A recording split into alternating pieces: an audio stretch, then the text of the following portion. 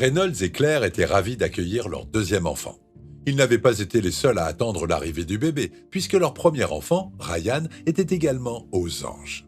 Toutefois, lorsque la petite princesse est née, son frère a refusé de croire qu'elle était sa sœur et a obligé ses parents à faire un test ADN qui a donné des résultats choquants. Claire et Reynolds voulaient attendre la naissance pour connaître le sexe de la nouvelle venue, mais lorsque leurs amis ont demandé que le sexe soit révélé lors du baby shower, ils n'ont pas pu refuser. Lorsqu'ils ont coupé le gâteau et qu'ils ont vu qu'il était rose, ils étaient ravis car cela signifiait qu'ils allaient avoir une petite fille. Ryan était le plus enthousiaste de tous. Depuis que ses parents lui avaient annoncé qu'il allait avoir une petite sœur, il ne parlait plus d'autre chose. Claire était heureuse qu'il soit contente d'avoir une sœur. Elle était inquiète à l'idée de lui annoncer la nouvelle, car elle avait lu sur Internet des histoires effrayantes sur la façon dont les enfants géraient la naissance d'un cadet. Elle était donc heureuse que la réaction de son fils soit si positive, et elle avait hâte de voir le lien qu'ils allaient partager. Après des mois d'attente, elle était prête à donner naissance. L'accouchement de l'enfant s'est avéré être un peu difficile, car Claire a été en travail pendant plusieurs heures. Finalement, Johan est né.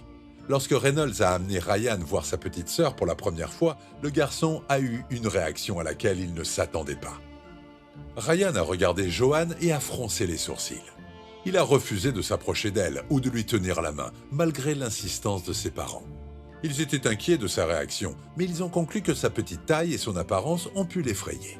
Après tout, les nouveau-nés ont des rides et ils sont rougeâtres. Johan avait quelques problèmes médicaux, si bien que sa mère et elle ont dû rester à l'hôpital pour que le personnel médical s'assure que cela ne créerait pas de problème à l'avenir. Pendant ces semaines, Ryan n'était pas du tout content de rendre visite à sa mère et au bébé. Lorsque les médecins ont annoncé que Johan pouvait être ramené à la maison, ses parents ont poussé un soupir de soulagement. Les amis et la famille ont accueilli la mère et la fille. Mais lorsque Ryan a été appelé pour saluer sa mère et sa sœur, il a crié « Ce n'est pas ma sœur !» et il a couru dans sa chambre. Les gens ont été surpris par sa réaction, mais lorsqu'ils ont remarqué que Claire commençait à s'inquiéter, ils lui ont assuré que tout irait bien et qu'il s'habituerait à elle en un rien de temps. Malheureusement, ils avaient tort. Au fil du temps, Ryan a commencé à exprimer ce qu'il pensait du bébé. Il disait « Ce n'est pas vraiment Johan » ou « Reprends-la ».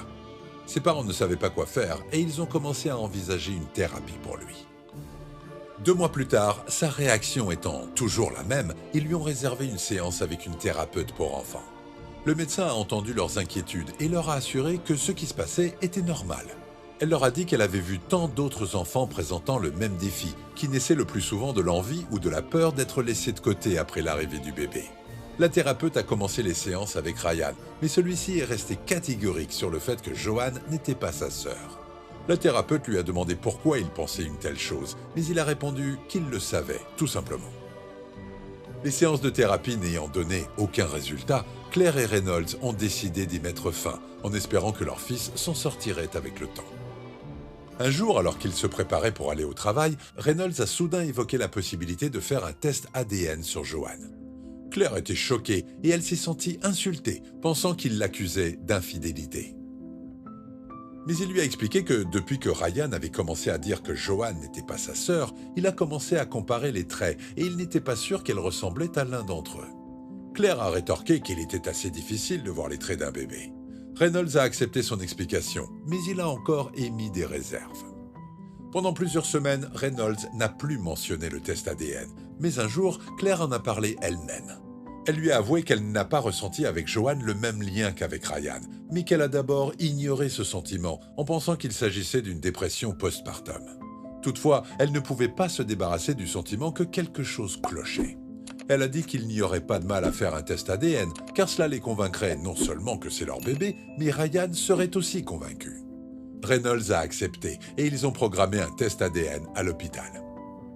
Le résultat du test ADN leur a été envoyé 1 semaine plus tard et ils ont été choqués de découvrir ce qu'il a révélé. Le couple a décidé que la meilleure chose à faire était d'obtenir un deuxième avis. Ils se sont donc rendus dans un autre hôpital pour faire effectuer les tests. Des semaines plus tard, les résultats sont sortis et c'était toujours la même chose. Lorsque le test ADN a été effectué, Johan avait déjà 6 mois. Elle avait déjà franchi plusieurs étapes importantes de sa vie. Reynolds et Claire avaient enregistré chaque étape avec joie et ils avaient fêté son anniversaire de 6 mois. Alors, imaginez ce qu'ils ont ressenti lorsqu'ils ont reçu les résultats d'ADN prouvant qu'elle n'était pas, en fait, leur fille biologique. Ces résultats ont été confirmés par 2 médecins différents. Claire était inconsolable, car elle estimait qu'ils auraient dû prendre plus au sérieux les paroles de leur fils de 5 ans dès le début. Reynolds est immédiatement passé à l'action, car il voulait retrouver leur vraie fille. Il s'est rendu à l'hôpital et a exigé que toutes les femmes qui avaient donné naissance à un enfant pendant cette période soient contactées et informées qu'il était possible que l'enfant qu'elles allaitaient ne soit pas le leur.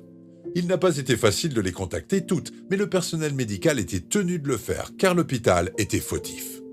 Quelques mères ont répondu et ont accepté de faire un test ADN, mais 3 femmes ont dit qu'elles étaient à l'étranger et qu'elles feraient le test ADN et enverraient ensuite les résultats.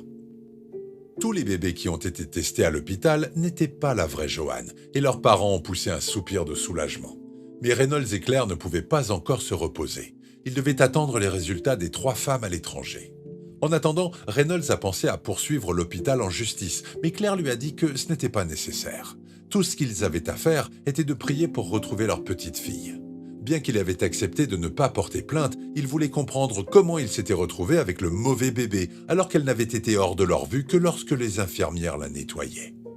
L'infirmière responsable a été interrogée et elle a révélé ce qui s'était passé ce jour-là.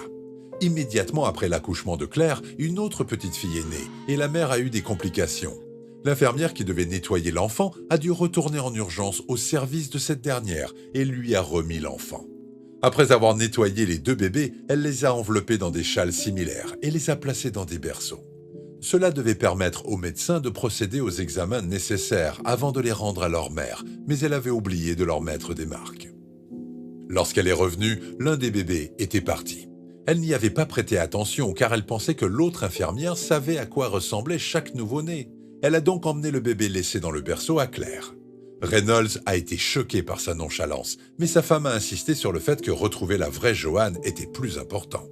Après plusieurs semaines d'attente, ils ont reçu un appel de l'hôpital leur annonçant que Joanne avait été retrouvée. Ils se sont précipités à l'hôpital, où ils ont trouvé une femme qui pleurait à chaudes larmes.